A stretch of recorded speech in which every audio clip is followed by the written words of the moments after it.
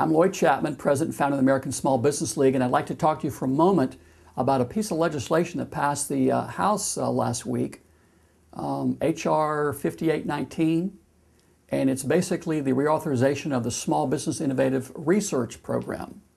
And what we're unhappy about is that bill has a provision that will allow venture capital companies to participate in federal small business contracting programs. I don't know about you, but I don't think that billionaire venture capitalists should be anywhere near America's small business contracting programs. And that bill passed through the House last week, and it was championed by Nydia Velázquez, the chair of the House Small Business Committee, and pushed by Nancy Pelosi. That bill passed in record time. From the very first hearing till it passed was, I think, just a matter of days. That's very unusual. And again, what we're unhappy about is it's what I call anti-small business. Some of the members of Congress that voted against it said it's a subsidy for venture capital companies.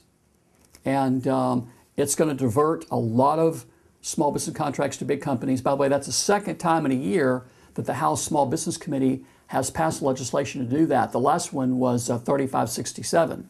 And luckily that was stopped in the Senate. So in the last 12 months, the House of Representatives have passed two bills that would allow multi-billion-dollar venture capital companies to participate in federal small business contracting programs. To me, it's almost a repeal of the Small Business Act. And I'm encouraging people to let your congressmen and your senators know you're against that. And we don't think that any new legislation needs to be passed to allow any more large businesses to participate in government small business contracts.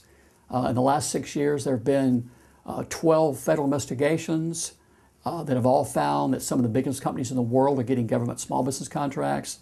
There's been probably 400 stories in the press. It's been on ABC, CBS, CNN, the Washington Post, the New York Times, the Wall Street Journal.